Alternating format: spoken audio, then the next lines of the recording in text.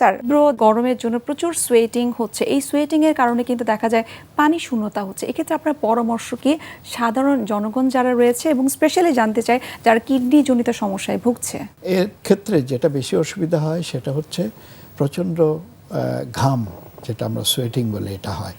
এবং নর্মালি আমরা যদি কাউকে বলি যে আপনি 2 থেকে 2.5 লিটার বা 3 লিটার পানি পান করবেন, প্রচণ্ড গরমের মধ্যে তখন আপনাকে পানি বেশি পান করতে হবে।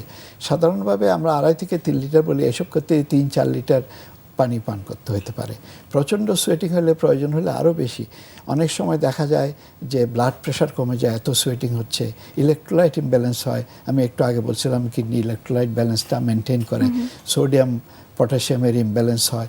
তো এই জন্য এই সময়টাতে প্রচুর পানি পান করতে হয়। আমাদের দেশে ডাব পাওয়া যায়, ডাবের পানি পান করতে পারেন, ওর স্যালাইন পান করা যায় এবং অন্যান্য লিকুইড জাতীয় খাবারগুলো আপনি বেশি খেতে পারেন। শাকসবজি যেগুলোতে যেমন পানির পরিমাণ বেশি, যেমন শসা, লাউ, এই জাতীয় খাবারগুলোতে পানির পরিমাণ বেশি, এগুলো এই সব গরমের দিনে বেশি উপযোগী। এগুলো আমি বলছি যাদের কিডনি ফাংশন নর্মাল তাদের জন্য।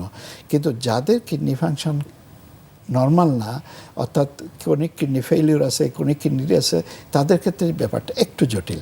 আমরা সাধারণত এইসব রোগীদেরকে, বিশেষ করে যাদের শরীরে পানি এসে যায়, পা ফুলে যায়, শ্বাসকষ্ট হয়, তাদেরকে সাধারণত বলি দৈনিক 1 লিটারের কম পানি পান করতে। তাদের ক্ষেত্রে বিশেষ করে যারা কিডনি রোগের জন্য ডায়ালাইসিস করে, তাদেরকে আমরা পানি কম পান করতে বলি।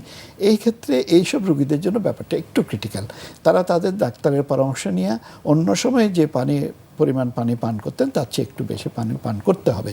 কারণ অন্য সময় 1 লিটার হলে এই সময় 1.5-2 লিটারও পানি পান করতে হতে পারে তাদেরকে, অবস্থা বুঝে। যদি তার সাথে হার্ট ফেলিওর বা অন্যান্য অসুবিধাগুলো থাকে, তাহলে তাকে ডাক্তারের পরামর্শ অনুযায়ী নিয়ন্ত্রিত পানি পান করতে হবে। তবে অবভিয়াসলি যে অন্য সময় যা পানি পান করতো তার চেয়ে বেশি পান করতে হবে। যদি না করে কি হয়, নর্মাল মানুষ যারা কিডনি ফাংশন ভালো, তারা যদি পর্যাপ্ত পানি পান করতে না পারে এসব গরমের মধ্যে, তাদের ইলেকট্রোলাইট ইমব্যালেন্স হতে পারে, পানি শূন্যতা বা ডিহাইড্রেশন হয়ে অ্যাকিউট কিডনি ফেলিউর হতে পারে।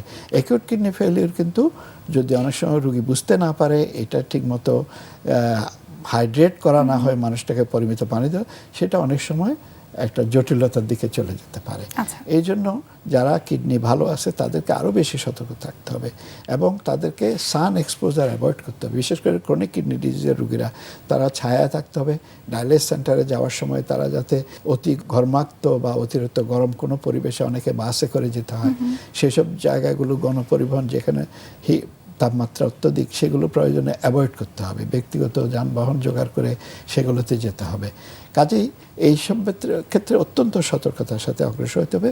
কিডনি রোগ থাকলে সেটা বেড়ে যেতে পারে, না থাকলে হয়ে যেতে পারে। স্যার, ক্রনিক কিডনি সমস্যা যাদের রয়েছে তারা এই গরমকালে কিছু পরিমাণ পানি বাড়তি খেতে পারবে। তো এই বাড়তির পরিমাণটা আসলে কতটুকু? একটা জেনারেল রুল হচ্ছে, আমরা কারো যদি 1 লিটার প্রস্রাব হয় তাকে আমরা 1.5 লিটার পানি পান করা অ্যালাউ করতে পারি।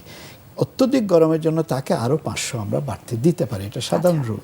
কিন্তু যদি সে তার কিডনি বিশেষজ্ঞের সাথে পরামর্শ করে করতে পারে, সবচেয়ে ভালো। কারণ তিনি তার ব্লাড প্রেশার, তার হার্টের কন্ডিশন সব কিছু জানছেন। জেনে তিনি তাকে এমনভাবে পরামর্শটা দিতে হবে যাতে ফ্লুইড ওভারলোডও আবার না হয়ে যায়। তাতে করে তখন হার্ট ফেলিউরের জন্য বা অন্য কারণে শ্বাসকষ্ট শুরু হবে, ব্লাড প্রেশার বেড়ে যেতে পারে সেটা। কিন্তু জেনারেল রুল হচ্ছে যা প্রস্রাব হয় তার চেয়ে নর্মালি 1/2 লিটার বেশি, অতিরিক্ত গরমের সময় আরও 1/2 লিটার যোগ, অর্থাৎ 1 লিটার বেশি পানি পান করা যেতে পারে।